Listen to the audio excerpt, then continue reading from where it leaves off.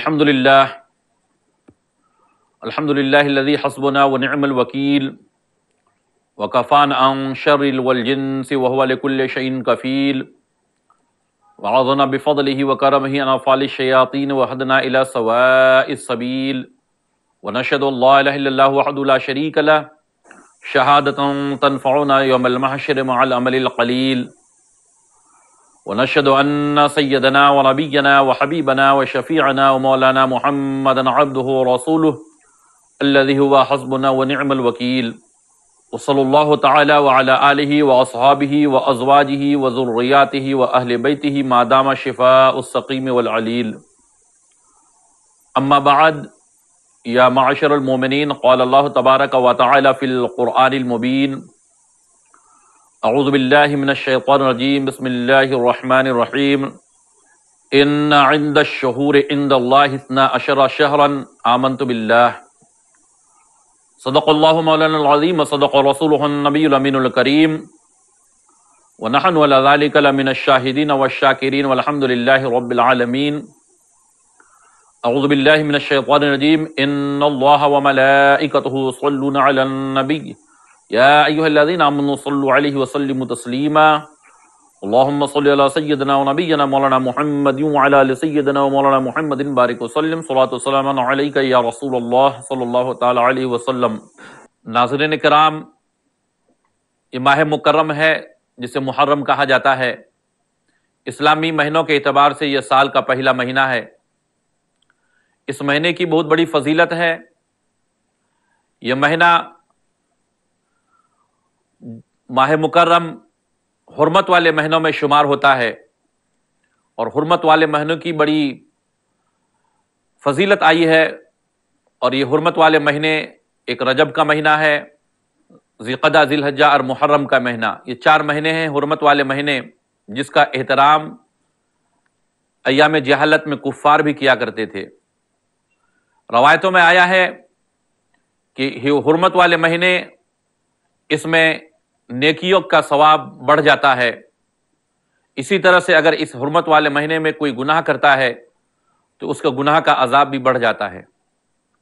اس لیے اس حرمت والے مہینے میں ایام جہالت میں بھی لوگ جنگ و قتال سے محفوظ رہتے تھے، جنگ و قتال نہیں کیا کرتے تھے. تو یہ تو حرمت کی بنیادی وجہ ہوئی. اور ان حرمت والوں میں ایک مہینہ ماہ مکرم ہے.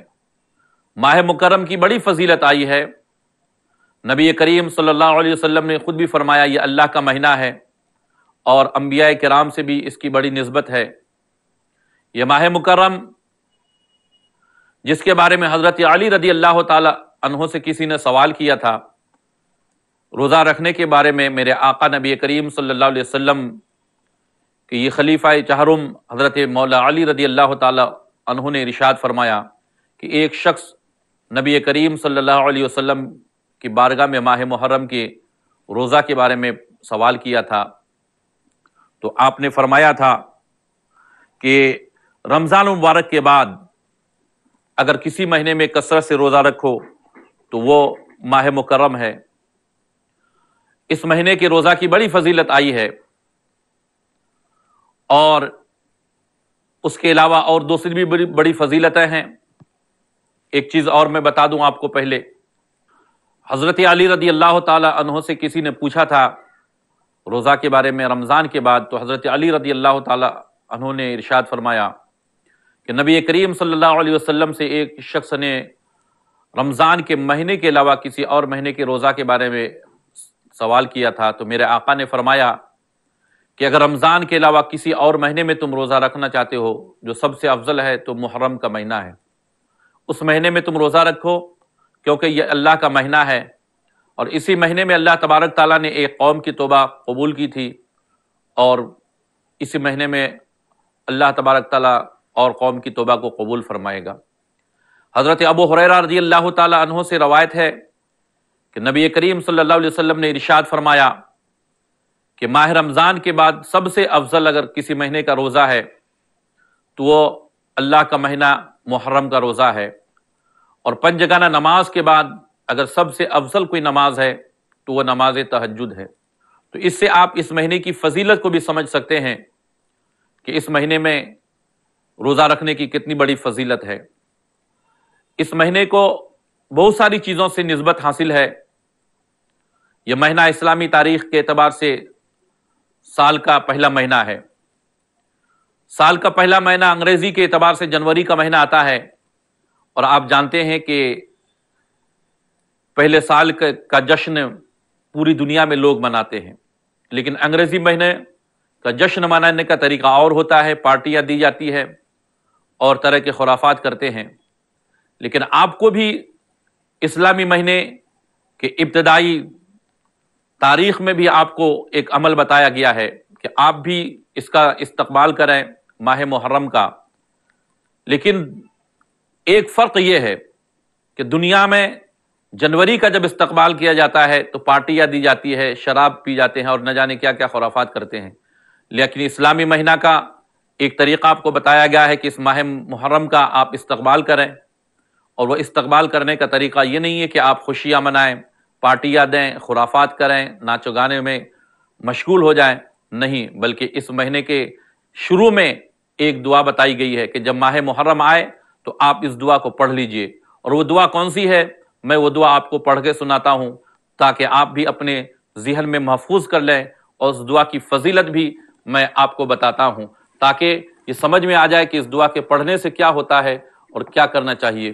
وہ دعا ہے، اللہ تبارک تعالیٰ کا سال جو ہے پورا خیر و برکت سے گزرے گا جب اس مہینے کے شروع میں جب اس دعا کو پڑھیں گے۔ وہ دعا ہے، اللہم انت الابدی القدیم وہذہ سنۃ جدیدۃ اسألک فیہا العصمۃ من الشیطان واولیائہ والعون علی ہذہ النفس الامارۃ بالسوء والاشتغال بما یقربنی الیک یا کریم۔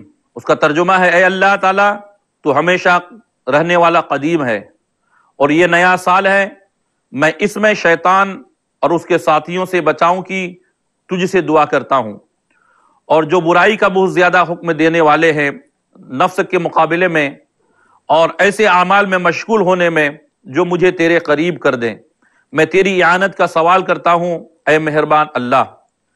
اس دعا کی فضیلت یہ ہے کہ جو شخص محرم کے پہلے روز یہ دعا کرتا ہے تو شیطان کہتا ہے ہائے ہم اس سے نا امید ہو گئے۔ اللہ تعالیٰ اس دعا کے پڑھنے والے پر 2 فرشتے مقرر فرما دیتا ہے جو اس سال اس کی نگہبانی کرتے رہتے ہیں۔ آپ سمجھیے کہ اس دعا کو اگر آپ شروع میں پڑھ لیتے ہیں، شیطان آپ سے مایوس ہو جائے گا۔ اللہ تبارک تعالیٰ آپ کے لیے 2 فرشتوں کو مقرر کر دے گا جو پورے سال تک آپ کی نگہبانی کرتا رہے گا۔ اس لیے ہم کو چاہیے کہ یہ ماہ مکرم جب ہمارے سامنے آئے تو ہم اس کے شروع میں اس دعا کو ہم پڑھ لیں تاکہ اس دعا کی جو فضیلت ہے، اس دعا کی جو برکتیں ہیں، ہم اس سے اچھی طرح سے مستفیض ہو جائیں۔ ماہ مکرم کی بہت بڑی اور بھی فضیلتیں ہیں، لیکن یہاں میں ایک اہم چیز کی طرف آپ کو لے کر چلنا چاہتا ہوں، اور وہ کیا ہے کہ اس ماہ مکرم کو ایک عظیم شخصیت سے نسبت حاصل ہے، وہ ہے نبی کریم صلی اللہ علیہ وسلم کے نواسہ سید الشہداء حضرت امام حسین رضی اللہ تعالیٰ عنہ کی ذات۔ آپ کی شہادت اسلام کی تاریخ میں ایک روشن مینارہ ہے۔ آپ کی شخصیت اور آپ کی ذات کے بارے میں ہم آگے باتیں کریں گے، لیکن ہم پہلے شہادت کے بارے میں آپ کے سامنے عرض کرنا چاہتے ہیں تاکہ ہم سمجھ سکیں کہ شہادت کا مرتبہ کیا ہے، شہید کس کو کہتے ہیں، اللہ کی راہ میں شہید ہونے والے کو کیا عظمتیں ملتی ہیں۔ ہم امام حسین رضی اللہ تعالیٰ عنہ کی ذات تو اور بھی بہت ساری نسبتوں کی بنیاد پر بہت ہی ممتاز ہیں، بہت سی فضیلتیں ہیں، لیکن یہاں ہم شہادت کے بارے میں آپ کے سامنے کچھ عرض کرنا چاہتے ہیں۔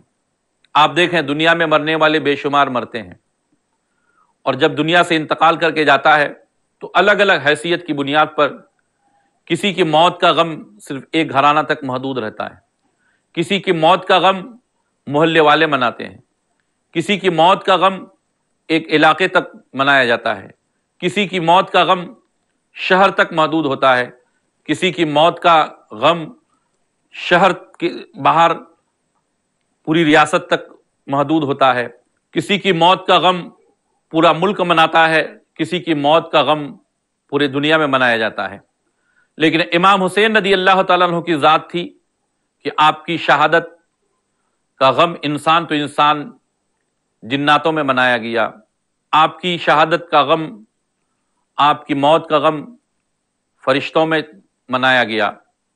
اس کے بارے میں ہم آگے چل کر بات کریں گے، فی الحال ہم شہادت کے بارے میں بتانا چاہتے ہیں کہ شہادت کا مرتبہ کیا ہے۔ ایک شہید شہادت کے بعد بھی اس کی کیفیت کیا ہوتی ہے۔ آپ دیکھیے، آپ دنیا میں کسی بھی انسان کے زندگی اور موت کے بارے میں اگر بتایا جائے تو زندگی روح اور جسم کے اتحاد کو کہا جاتا ہے، کہ جب تک روح انسان کے جسم کے اندر ہے وہ حیات سے ہے، وہ زندہ ہے۔ روح اگر جسم سے نکل جائے تو وہ انسان مردہ ہے۔ ایک انسان کو ہم نے دیکھا، اس کے جسم کٹے ہوئے ہیں، گردن کٹی ہوئی ہے، ہاتھ اور دوسرے اعضاء جو الگ الگ ہیں۔ ہم اگر کسی سے بھی پوچھیں اس کے بارے میں تم کیا کہتے ہو، تو ہر آدمی یہی کہے گا کہ یہ مردہ ہے، اس کی موت ہو گئی ہے۔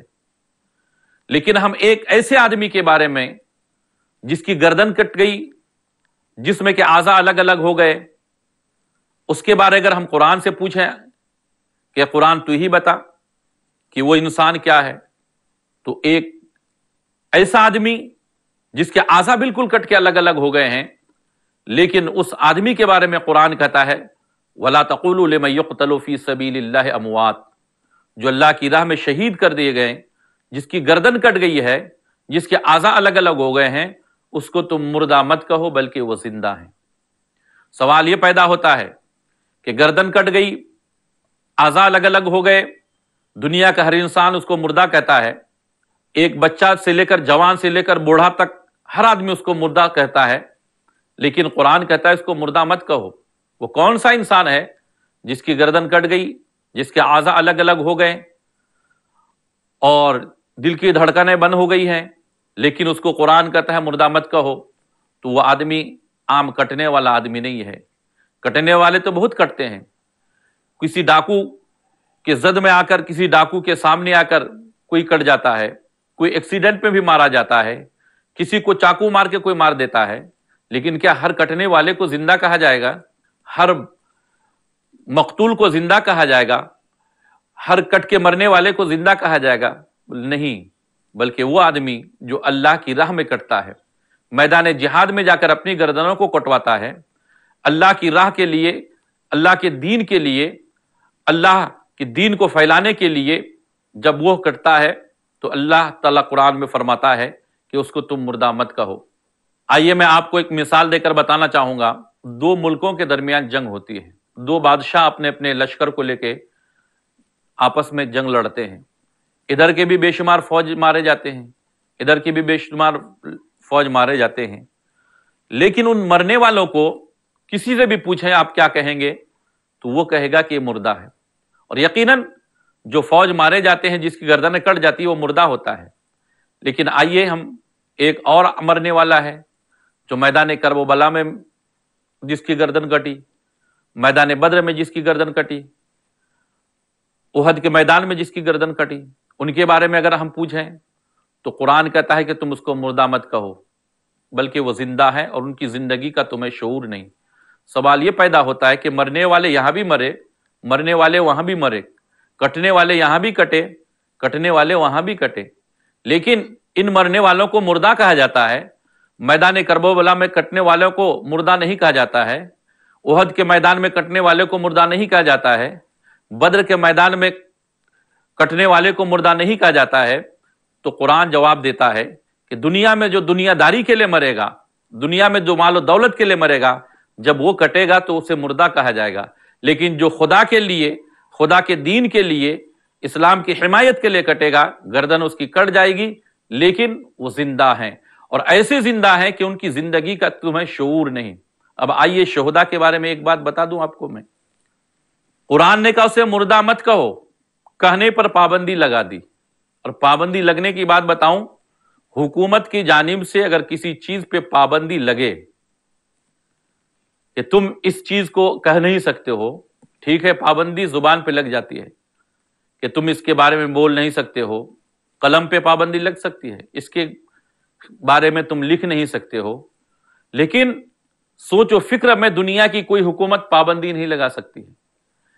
کسی چیز کے خلاف اگر بولنے پر پابندی ہو، لکھنے پر پابندی ہو، سوچنے پر پابندی دنیا کی کوئی حکومت اور دنیا کی کوئی طاقت نہیں لگا سکتی۔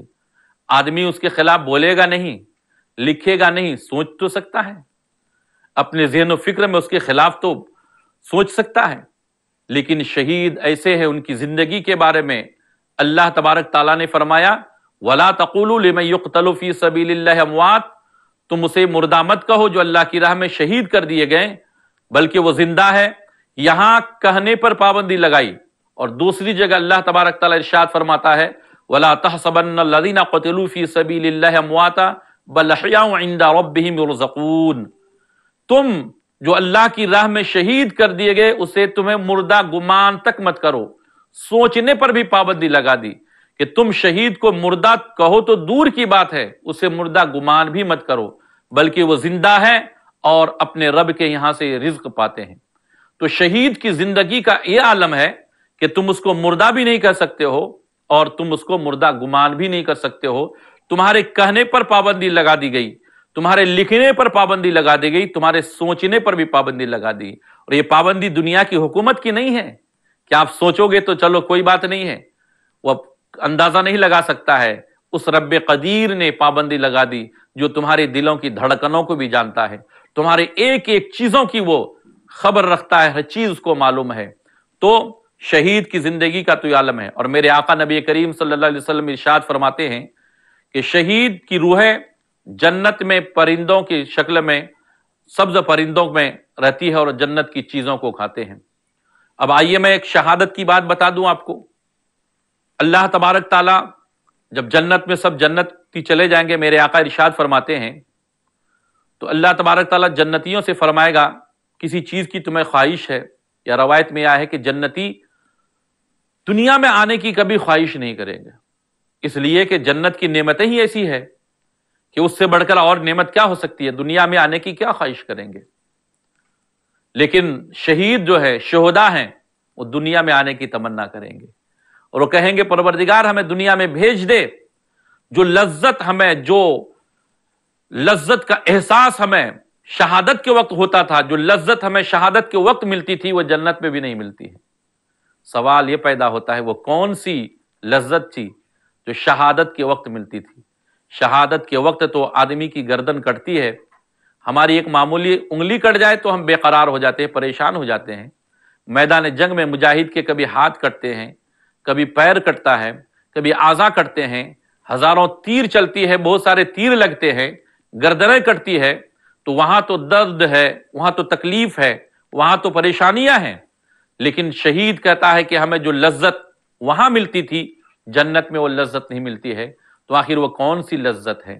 تو آئیے میں آپ کو بتانا چاہوں گا کہ شہادت کے وقت ایک شہید کو کیا نظر آتا ہے، تو وہ ہے اللہ تبارک تعالیٰ کا جلوہ، رب قدیر کا جلوہ نظر آتا ہے اسے، نبی کریم صلی اللہ علیہ وسلم کا جلوہ اسے نظر آتا ہے، اور میرے آقا کا جلوہ کا تو عالم یہ ہے کہ ایک جان کے ہزاروں جان آدمی اس پر قربان کرنے کے لیے تیار ہوتا ہے۔ قرآن کریم نے دیدار کی ایک بہت بڑی مثال بہترین پیش کی ہے، اور بہترین واقعہ کو سورہ یوسف میں بیان کیا ہے کہ زلیخا جب یوسف علیہ السلام پہ فریفتہ ہو گئی تھی تو مصر کی عورتوں نے اسے تانا دی تھی کہ تو کہ انسان پر عاشق ہو گئی ہے، تو ایک بادشاہ کی بیوی ہو کر ایک غلام پر ان کے بقول عاشق ہو گئی ہے، تو اپنی حیثیت کو دیکھ، تو کیا کر رہی ہے؟ زلیخا نے کوئی جواب نہیں دیا۔ انہوں نے کیا کیا، ان عورتوں کو بلوایا اور ایک کمرے میں بیٹھا کر ہر ایک کے ہاتھ میں ایک لیمو اور ایک چاقو دے دیا۔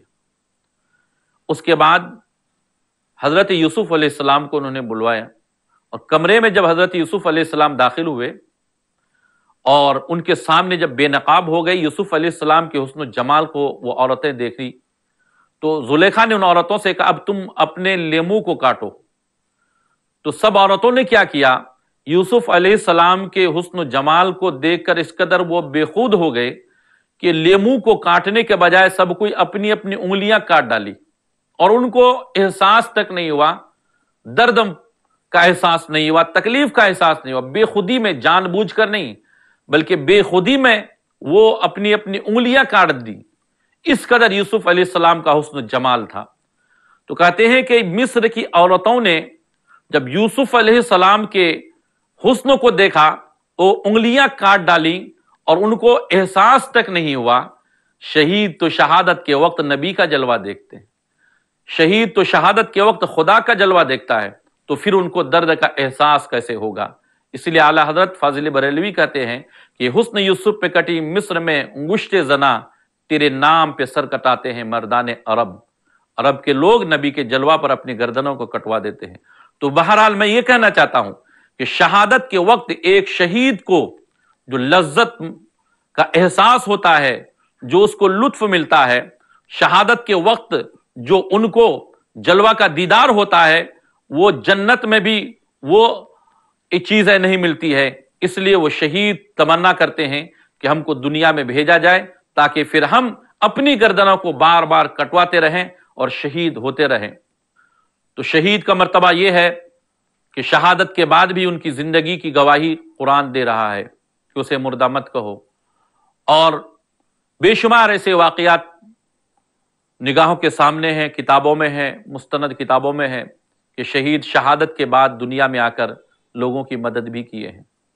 शहादत के बाद भी उनकी जिंदगी एक आम इंसान से बढ़कर होती है और वो लोगों की मदद भी करते हैं।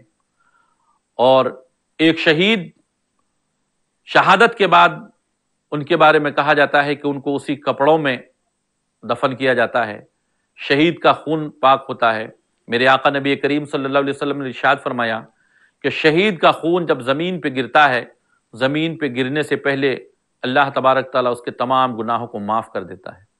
एक शहीद शहादत के बाद उसकी जिंदगी की गवाही कुरान देता है कि शहीद होने वाले मुर्दा नहीं होते बल्कि जिंदा होते हैं। और बेशुमार ऐसे वाकयात हैं जिससे हमें यह पता चलता है कि शहीद होने के बाद भी वो शहीद दुनिया में आकर लोगों की मदद किए हैं, बल्कि वो अपनी जिंदगी का एक तरह से सबूत पेश करता है कि कुरान ने जो हमें कहा है कि शहादत के बाद वो मुर्दा नहीं होते हैं, जिंदा होते हैं, तो हम देखो किस तरह से जिंदा हैं।